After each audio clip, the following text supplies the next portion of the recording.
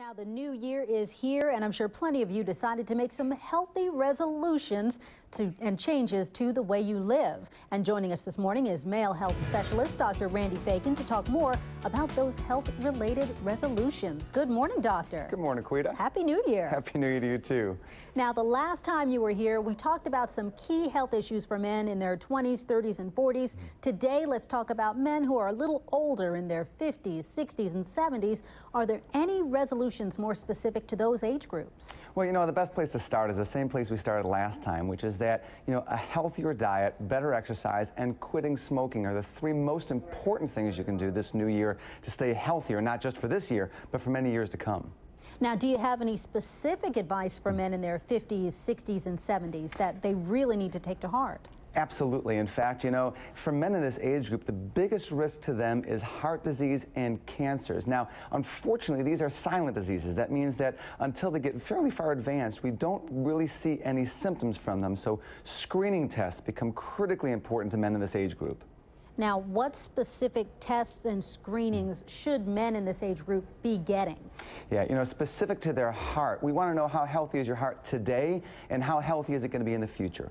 To know how healthy your heart is today, we want to look at things like an EKG, a stress test. Those are great ways for us to know how your heart is doing today.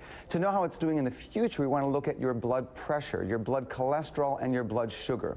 If any of these are too high, that's telling us that you're at a higher risk for having heart problems in the future. Now, looking at cancers, lung cancer, prostate cancer, colon cancer, the number 1, 2, and 3 top causes of cancer-related death in men. Again, silent diseases. We start at the top, quitting smoking, the most important thing you can do in the new year to reduce your risk of cancer-related death. For prostate cancer, we've talked about it before. It's a PSA blood test and a rectal exam. Once a year, critically important test to find the silent disease early enough to cure it. When it comes to colon cancer, it's looking for blood in the stool and also having your doctor do a test once on a regular basis to check inside the colon with a special camera. These simple screening tests can keep us healthier, not just for this new year, but for many new years to come. Now, what about immunizations? We usually think of those for little kids, but what about for older men? Absolutely, especially in men over 65 years old, you know, looking at getting a flu shot, an influenza vaccine, a pneumonia vaccine. These are things that we're at higher risk for as we get older. And checking in with your doctor and making sure that you get these on an annual basis can keep you healthier, especially in this winter season. All right, Dr. Fagin, great advice, and thank you so much for being with us again. Thank you, Quita. And we will have Dr. Fagin on every other week. If you have a question for him or a topic you'd like him to discuss, log on to KVUE.com and go to our web link section. Ask your question on his website, and he will answer it in the coming weeks.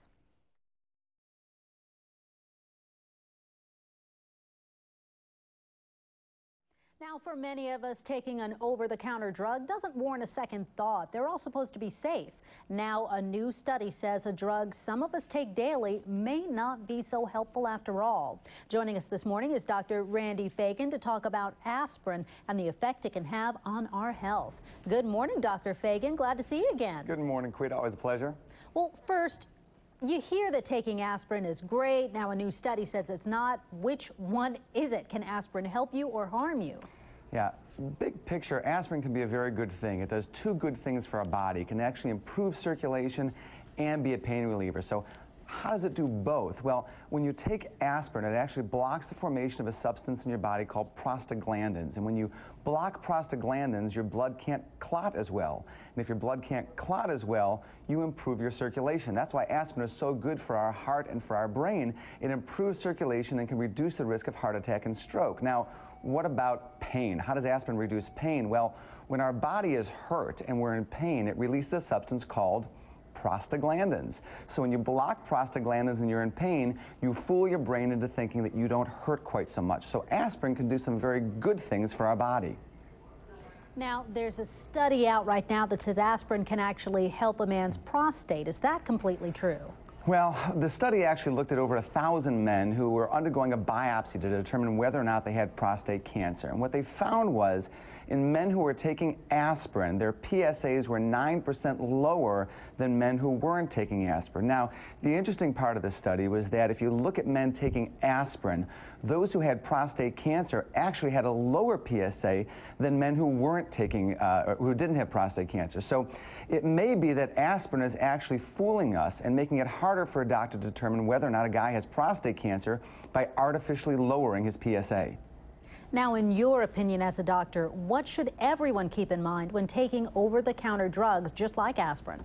You know, over-the-counter drugs like aspirin can do some wonderful things. I mean, aspirin improves our circulation, it helps out with our pain relief, it can do some great things for our body, but it can also mask certain things, possibly the detection of prostate cancer.